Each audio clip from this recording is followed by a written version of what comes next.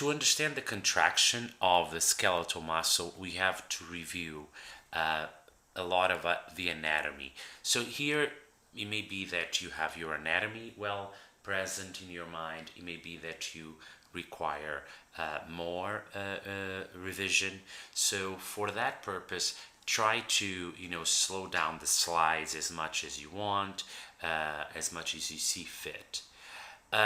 So one aspect that I already covered in the lab is has to do with a specific naming of the muscle cell. So let's not forget and keep in mind that very well present, because we may all have an idea what a fiber is, particularly after speaking of nerve fibers, which are axons, but here we speak about a muscle fiber as a single muscle cell. So muscles include several muscle fibers, and then within each muscle fiber, we're going to have what we call myofibrils. And within each each myofibril, we have the sarcomeres. So what we are going to observe, the way we're going to analyze the physiology of the skeletal muscle, is starting as the level of the sarcomere, and then we're going to see how that affects one muscle fiber, and then we can discuss, and that aspect we'll see more in the lab, how this affects the big muscle, so the bulk of the muscle. So in keeping with this, in the anatomy of the muscle cell, we have to also remind ourselves of the different names we use to refer to different parts, of the muscle cell. So again, we can call it a muscle fiber. To the membrane, we can call it sarcolemma. So sarco stands for muscle, and it's going to be used for the membrane that surrounds the skeletal muscle cell. Likewise, we can speak about the cytoplasm of a cell. We can also call this cytoplasm, in the case of the muscle cells, as sarcoplasm. So here the point would be sarcolemma equals to plasma membrane, and sarcoplasm equals to the cytoplasm of muscle fibers. Within each myofibril, we have what we call thick and thin filaments. So slow down this picture as much as you want, pause it, but it's important to understand that the myosin are essentially the thick filaments, and you can have a sense why they're called thick by looking at the image.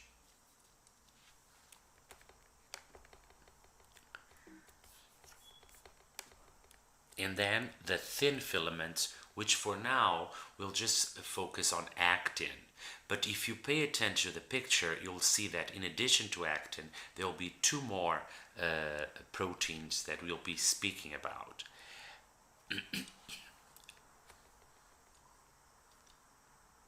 So, in addition to distinguishing the thick and the thin filaments, we have to distinguish the bands. The bands are named after what these look like in what we call polarized light.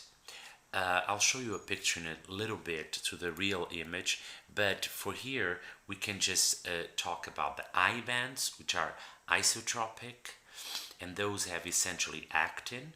I'll ask you to localize them, so they are the pale bands there.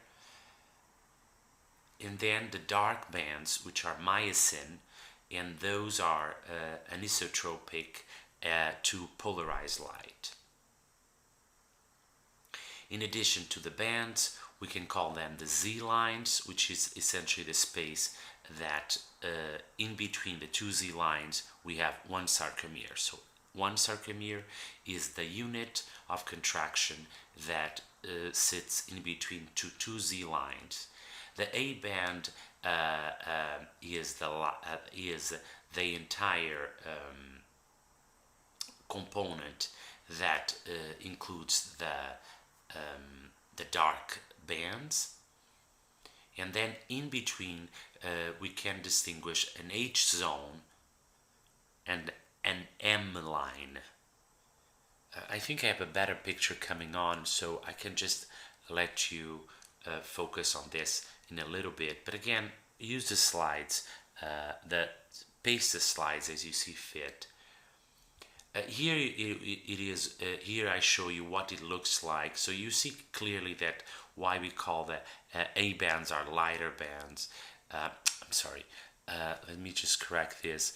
You see the I bands are light bands, and the A bands are dark bands. This is a different diagram of the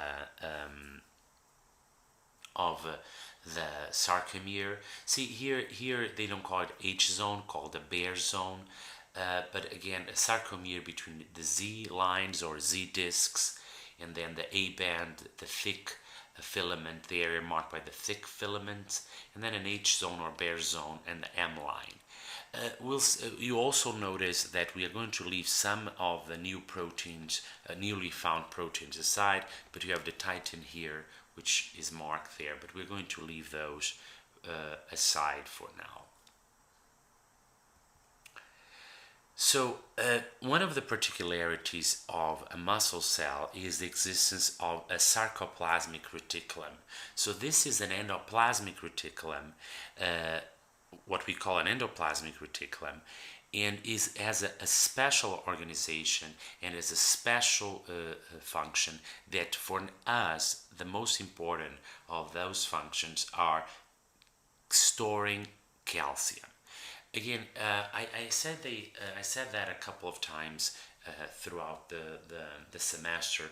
We may say calcium, but to be correct, we should always say calcium ions, because we are not talking about calcium that is bound to other substances, but rather calcium that is free in ions. To fully understand the contraction, we'll need a little bit more of knowledge about the sarcoplasmic reticulum. Again, the knowledge here is not necessarily because you won't be able to understand it, but understand it per se, but what happens is that you may describe the skeletal muscle contraction with more detail, and so using more specific terms. And you can already in this picture see a lot of what we talk about. You see the thick filaments, the actin filaments, and you see the sarcoplasmic reticulum and a structure called the terminal cisterna.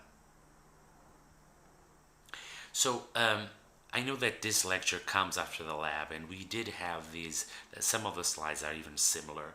So, but what is important to understand here is muscle contraction occurs by a sliding mechanism. The sliding mechanism is not much different from, so to speak, if you imagine that you have two drawers that are entering a cabinet, one opposed to the other. So what happens is a contraction, muscle contraction will represent approximating, getting those two drawers closer to one another. Perhaps not the best metaphor.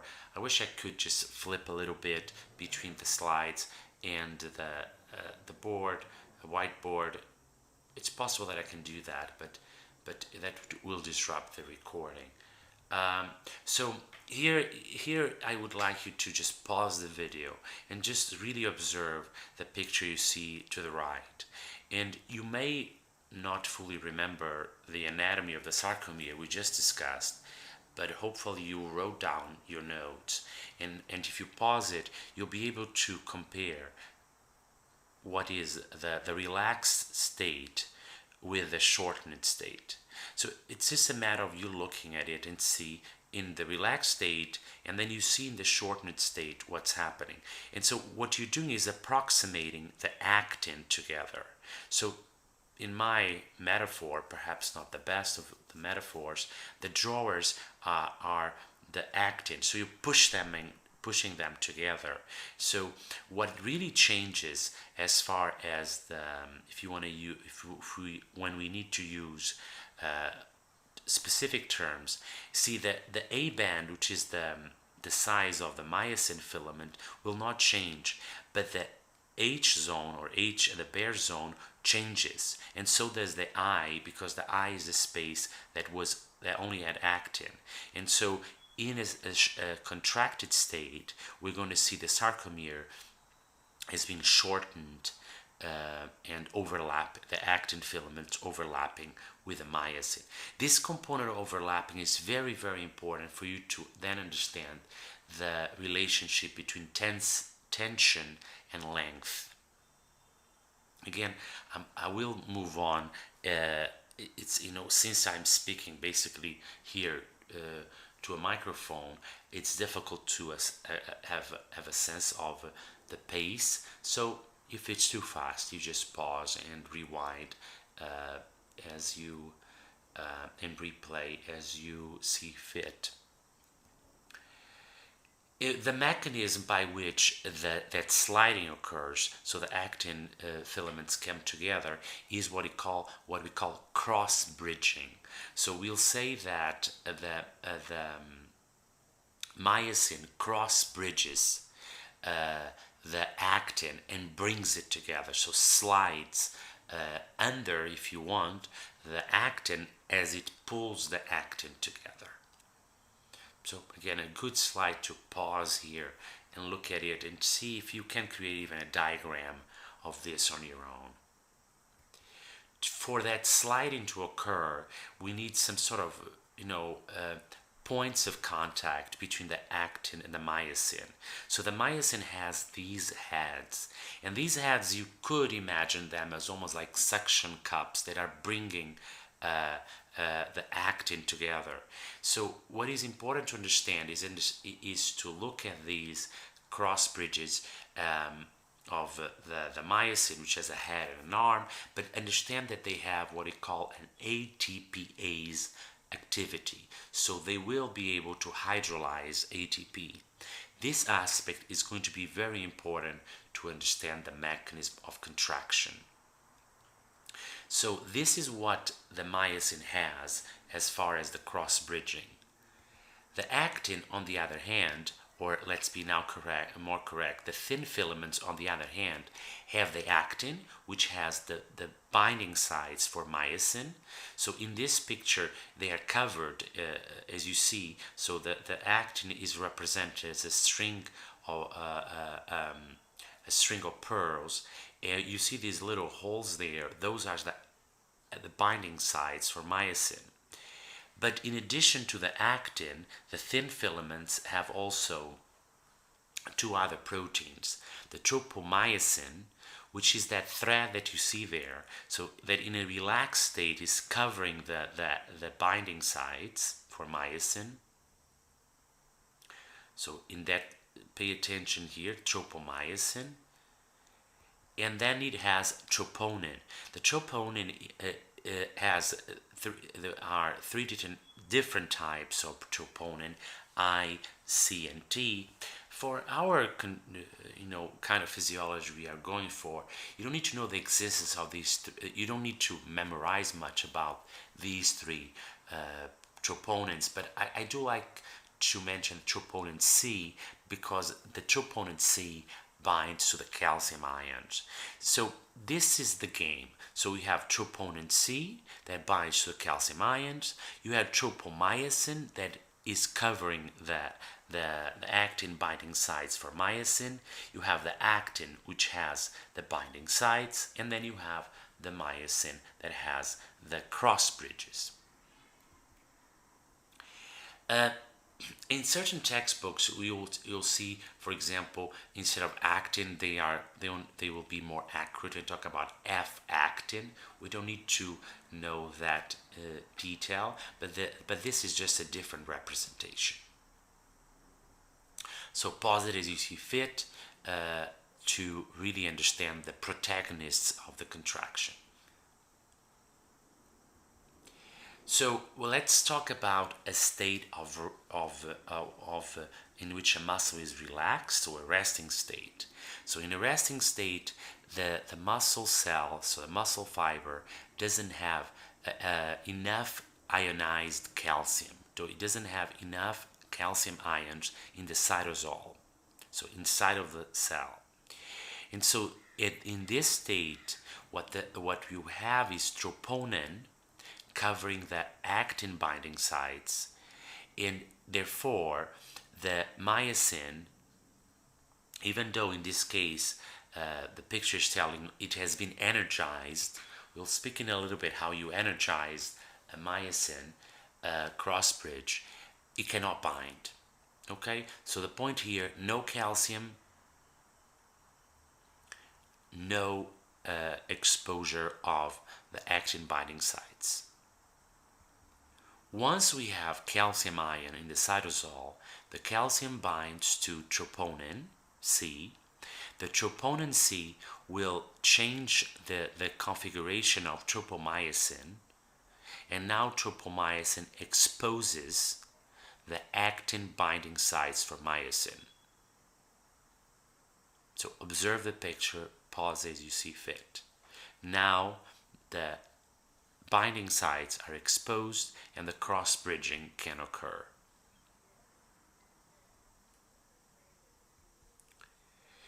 And so here is another kind of visualization of the process. So this process will be repeated in a what I call walk along or sliding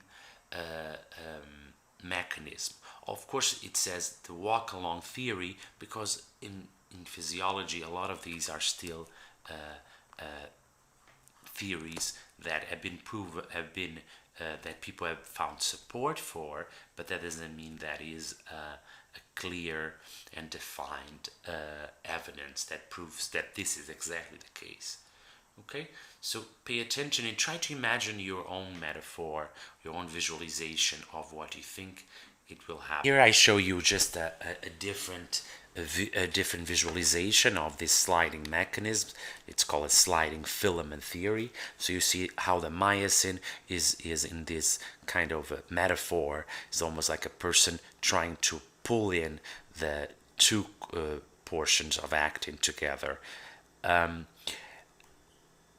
One aspect that is important and is not fully clear is the role of ATP in the source of contraction. So one aspect is that we talked about the myosin cross bridges having ATPase. So the cross bridge will vary its affinity for actin depending on whether it does not have any ATP, it has ADP and a phosphate, or has a molecule of ATP. So for us, we don't have to fully understand this in this kind of way as I explained it, but this is the original model. So what is important, very important to understand, is that and this is the bottom part, so when one molecule of ATP binds to the myosin cross bridge, the myosin will detach from actin. So the affinity is very low. The affinity is a concept that you can see that we'll discuss when we talk about hemoglobin better, is how tightly connected two structures are. If you imagine two magnets that you have on your refrigerator door, the one that is more difficult for you to pull out of the door is the one that has more affinity with the door.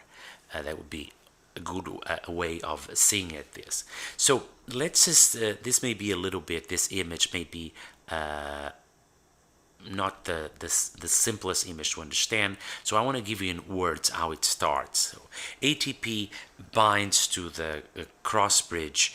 And the ATP now is going to be hydrolyzed. The hydrolyzation of ATP creates what we call an energized cross bridge. So the myosin cross bridge has ADP plus the phosphate, and that is the most energized cross bridge state. Once the head of the cross bridge tilts, the ADP plus the phosphate ion will be released. So we are on the right side of this picture, and at this point, one molecule of ATP, if one molecule of ATP binds to the myosin cross bridge, the detachment occurs. So pause here as much as you see fit, because you should be able to explain and describe this mechanism and the role of the ATP as well as the role of calcium. This could be a wonderful picture for you to try to see what you understood until now. If, as far as the role of ATP, the most important aspect for our course is for you to understand that once one molecule of ATP binds to the actin, to myosin, the myosin cross bridge, the myosin cross bridge will detach from actin. Then the role of when the myosin cross bridge has ATP, it's very little, as little affinity with actin. Once it hydrolyzes ATP, it gains greater affinity for myosin. That's what we call the energized state. In words, just a couple of textbook concepts. Again, some of these may be simplifications and they are still part of a theory, but you need the levels of calcium ions to be high in the cytosol. Another way of referring to calcium ions is called the free calcium, so that it binds to troponin C. Troponin C is a subunit of troponin. So troponin you can see it as a protein, and you have three subunits. The subunit C is the one that calcium binds. I might have said that there are different types of troponins, but they are in fact one troponin and three subunits.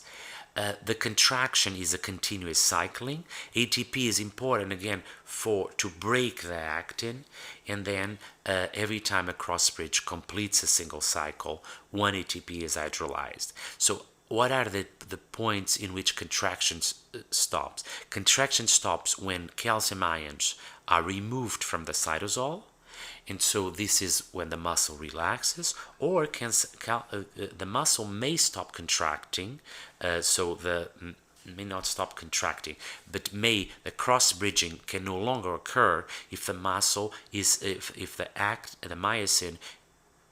did not detach from the actin. So this would happen. We would say that the muscle is in a rigor position, and this happens when we don't have ATP. So it's important again that you understand the role of ATP. So ATP is essential to detach the myosin cross bridges from actin. So this would be a good moment for you to stop here and just pause and see if you can describe the mechanisms we explain. I just want to make sure that you understand that I do have to add a little bit more of information. I don't like to just say things that are not correct, but for our purpose, what I wanted to really understand is the importance of ATP to detach the myosin cross bridges from the actin. If you want to see more information, so this is what it looks like. So you see the affinity is represented there, high, low, low, and what is in the depending on what we have as far as ATP, or we have ADP plus the phosphate ion, and so this is what changes the affinity and changes also the arm of the cross bridge. But we don't have to worry about this, okay? So for us, it's important ATP to detach, and if you want to add ATP, is going to when the hydrolysis of that molecule of ATP will energize the myosin cross bridge, which makes the connection stronger. So we're transitioning now to understand a single fiber contraction. So we focus essentially on the sarcomere, but now we need to put this in a different context, in the context of a single muscle contraction. So this is essentially what you did in the lab. So every, depending on whether you see this, watch this lecture before or after the lab, this may be more or less easily done. So if you watch this after the lab, perhaps you this everything I say is going to be very simple. If you watch this before lab, keep in mind that some of these concepts will be better understood once you go through the exercise. I wanted to just clarify some words. So a muscle fiber generates a force called tension. So you can call it force or tension. Sometimes we speak about work. Work is proportionate to tension. So for our physiology, we're not talking about physics. It's almost an interchangeable word. And then we have the load, which is what we're trying to move. So this is a very important concept because we will be discussing the contraction as something that happens by comparing the relationship between tension and load. A twitch is a single muscle fiber. So single muscle fiber action potential is contraction due to an action potential is a twitch. So this you saw in the lab, or you will see in the lab. This is a graph that shows tension and length of sarcomere.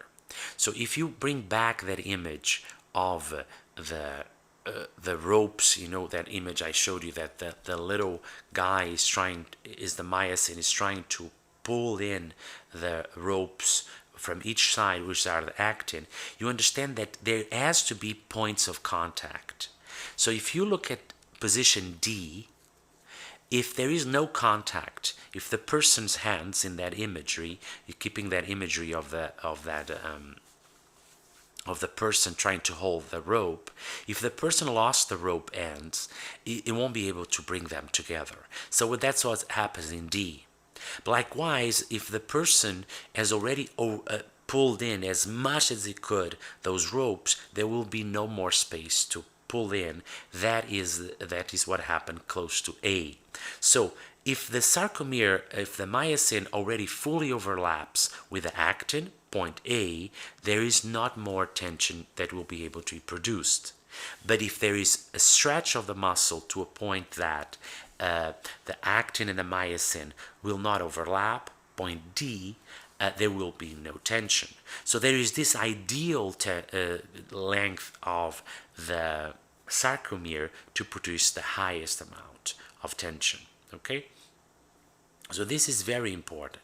So the tension is created by the shortening of the sarcomere when the myosin pulls the actin together. So if that is not possible to occur because there are no points of contact, the muscle overstretched, that's D, or if the overlap already occurred to its maximum, that's A, no more tension will be generated. Okay, so you have to have an optimal length to be able to contract the muscle fiber. Another curvature, another interesting fact, but this one I don't think we'll be seeing in the lab, but I'm not entirely sure, is the relationship between the velocity of contraction, which is represented in the y-axis, and the load. This is more of something that everyone understands. So if I ask you to flex your elbow, if you're carrying nothing, now if you're carrying a pen, and now if you're carrying, for example, a bag of rice, or if you're carrying a heavy weight, the heavier the weight you're carrying, the slower you'll be moving. So that's exactly what you see there. So the maximum velocity of shortening occurs when there is no load, The moment there's load, the velocity will be progressively slower, and you may get to a point that the person is not capable of even shortening the muscle anymore. Okay, we transition now to characteristics of the whole muscle contraction, and this is very well explained in the lab. So, but what here is we are knowing words as muscle tension, load, and muscle length are very important. So the first aspect is that contraction is not a synonym with shortening of the muscle. That's a very important aspect. So what do I mean? I mean that contraction represents tension. So every time the muscle is working and is producing this force called tension, we say that there is contraction. Whether the muscle has shortened or not will allow us to classify the contraction in isometric the same length, or isotonic when the length has shortened. So let's start with this very slowly. If you didn't get what I said, you will see it now in words. It will be easier for you to follow. Isometric contractions do not shorten the muscle. Is there tension? Yes. Why is there no shortening of the muscle? Because the tension is smaller than the load. In other words, the person is trying to move or overcome an obstacle which is called the load, that is greater amplitude than the tension. What are good examples? Holding a plank position, trying to push a wall, for example. All those are examples of exercises that will tire you, and the tiring also may help you understand that the muscle fatigue in this case represents muscle work, but you are not able to change the length. In the lab, you will see this very, very clear.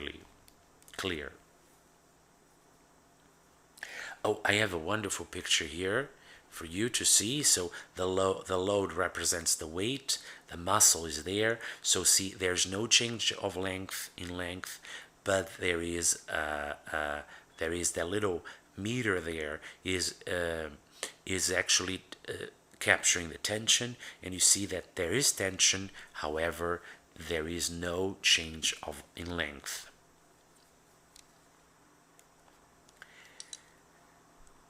So what is an isotonic contraction? So is there tension? Yes. Is there change in length? Yes, the muscle shortens. And why is that? In this case, the tension we are able to generate is greater than the load. Okay, so you may have to, watching a video is not just passively trying to get the knowledge, is not just, okay, I get what he's saying, he's reading the slides. Is more like, can I, for example, in this case, create a table in which I have isotonic, isometric, and I say, okay, one aspect, tension, yes for both, length, shorten only for the isotonic. What is the relationship between tension and load?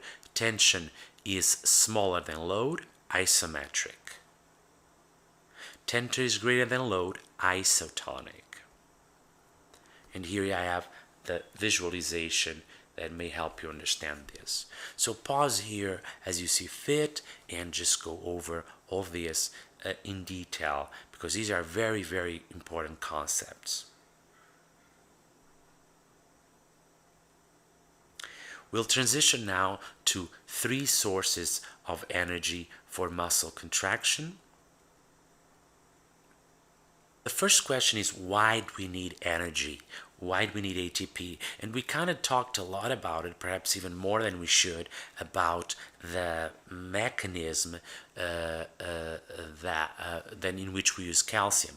So that cross-bridging or the sliding mechanism or the walking along mechanisms. So these are all names of theories that capture how the myosin is able to pull in the actin, but you know that we need an ATP molecule and to be hydrolyzed in for each contraction.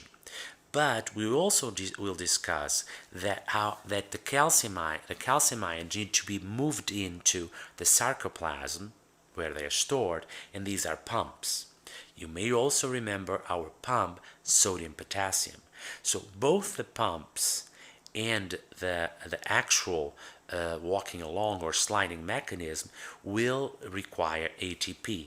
But the question is, where do we get that ATP? And there are three sources of ATP. It's almost like having, a little cash in your pocket, then having to go through your wallet, and then finally having to withdraw money from your bank account. So the first component is the phosphorylation of ADP by the creatine phosphate. So phosphocreatine is hydrolyzed creatine and phosphate, and this generates ATP.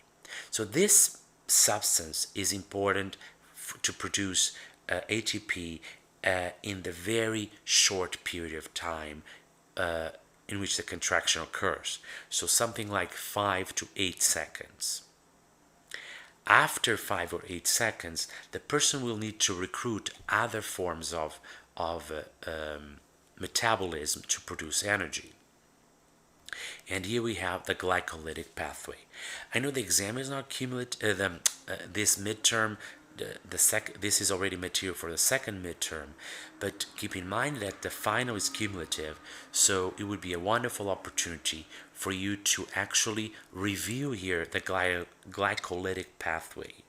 So you see that there's pyruvic acid, and the pyruvic acid without oxygen is mostly driven into lactic acid. So the glycolytic pathway is the second way in which a muscle can create ATP. The third way is the more profitable, the more more efficient in terms of energy, and this is oxidative phosphorylation. So in this case, you have to have acetyl-CoA, you need to go through the Krebs cycle, and then you're going to oxidize those very reduced molecules that you produce in the Krebs cycle to finally produce more ATP. And here is where the muscle is capable of using both fats, protein, and carbohydrates. Okay, so here I would really encourage you to pause and see if you may need to go a little bit back and forth to capture everything I said is on the slides. And here you could just simply review. Once you do that, you can review, and the question here, your challenge here is that can you now explain a diagram like this in which the author is trying to explain to you the three different levels of energy that a muscle fiber can use. Okay, after this pause, we are going to transition into fast versus slow muscle fibers. Fast versus slow muscle fibers is a little bit of it's not a very thorough way of looking at the muscle fibers. I still use it a little. I still use it because a lot of clinical textbooks still use it. But so what does it mean? So note that we're talking about muscle fibers. Then we can extrapolate and speak about a muscle. But we're talking about each muscle fiber. So muscle fibers fall between two extremes. I like to use the two classification. There are other classifications you find. I may have it in the textbook, in one of the slides, I'm not sure, that uses 3 type of fibers. But so keeping this one, we're going to divide the fibers into fast and slow. Fast fibers are fibers that will contract for short period of time. So they don't stay contracted for long, but they need to contract many times. Slow fibers are fibers that are respond slowly but stay in a prolonged contraction. So here, if you want, I would like you to pause here and just understand, if I'm a muscle fiber, I'm a contracting fast, what will I need? And my question here for you is oxygen, mitochondria, and of course you have to have blood supply. So I will let you, it would be a good idea for you to pause, to recreate a little bit what we normally do in lecture, and then we come back. And when you do that for fast fibers, do that also for the slow fibers. So after that pause, so whether you pause or not is up to you, but again, it could be a good idea to pause.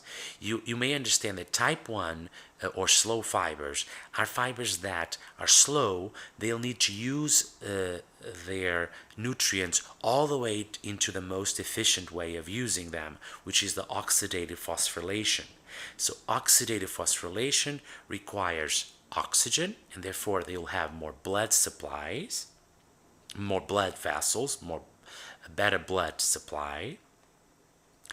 They will require mitochondria, which will help the cells then to reach higher levels of oxidative phosphorylation. And they also have myoglobin, which is an iron, it's containing protein similar to hemoglobin. So all this contributes to the fact that these muscle fibers will be what we call red muscle. But again, red muscle, we can even put that a little bit aside because we're still speaking of muscle fibers. So we can discuss about what the muscle, the bulk of the muscle looks like in a little bit. The fast fibers, or type 2, are then fibers that contract very fast, so many times but very fast. So it's the opposite. They will not need an extensive blood supply, they will not need a lot of mitochondria, and also they do not need a lot of myoglobin. In turn, they have a larger sarcoplasmic reticulum, and a lot of they have more of glycolytic pathway enzymes, because they are going to be using the glycolytic pathway. So kind of interchangeably, we can speak about fast fibers and white muscle, but it's important you make the distinction. One thing is the fibers, then the muscle, we talk about the bulk of the muscle. So let's go into the bulk of the muscle. So for example, muscles like the extraocular muscles that are constantly moving, but they react very fast, they have more fast fibers. It doesn't mean that they only have fast fibers, it means that they have a higher percentage of fast fibers. Muscles that are contract prolonged, like muscles for our posture, that assure our verticality, that we are standing upright, such as, for example, our leg muscles, they have a higher proportion of slow fibers. So I want to just put this in better terms. So here you have the two types of fibers, the slow and fast. And then you have the muscle may be of a different component. So you have red muscle when you have essentially more slow oxidative fibers, or you have white muscle, you have essentially predominantly white fibers, and you have a mixed when it's a more balanced mix. Okay, I also have another slide here just to understand, for example, for you to understand a little bit how we have how exercise, for example, may change our muscle fibers. So for example, sprinters may have a higher concentration of fast fibers. Marathon would have a high number of both slow and intermediate fibers. Okay, so this is I would suggest that you just try to really, if you want to review, this would be a good slide for you to review. Last part, I want to finish with this part before we go into the the mechanism of skeletal muscle contraction. I want to talk about remodeling of the muscle. So we kind of talk a little bit about remodeling, how you can remodel the fibers as to fit better your type of exercise pattern. That includes mitochondria and blood vessels, for example, but you can also increase the muscle bulk. So a person who exercises, the muscle gets bigger. The question is, do the muscles get bigger out of increasing the number of cells, or do the muscles get bigger because each of the muscle cells or each of the muscle fibers grows in size? And the answer is the second one. So, but let's worry about different names. So, when a cell gets bigger in size, larger in size, we call hypertrophy. So, hypertrophy is what mostly contributes to the enlargement of the muscle when a person exercises. So the muscles, there will be a difference in terms of protein. There will be a difference in terms of several different aspects. That the muscle gets big, the muscle fiber gets bigger. Note that hypertrophy is different from hyperplasia, which might remind you of neoplasia. So hyperplasia is an increased number of mitosis. So I'm multiplying. I have more cells, more fibers. Without exercise, for example, what we call a disuse atrophy, so I stop use it. For example, a person who has their arm or their leg in a cast will not be able to use those muscles, and so by the time the cast is removed, they may notice a change in terms of the leg, in terms of the bulk of the muscles. So we call this a disuse atrophy. Atrophy may also occur when the muscles stop receiving innervation. This is called a denervation atrophy. Okay, so this lecture will continue, but so that the videos are not extraordinarily large, I will stop here, and then the next video I'll discuss about the neural parts of the muscle contraction.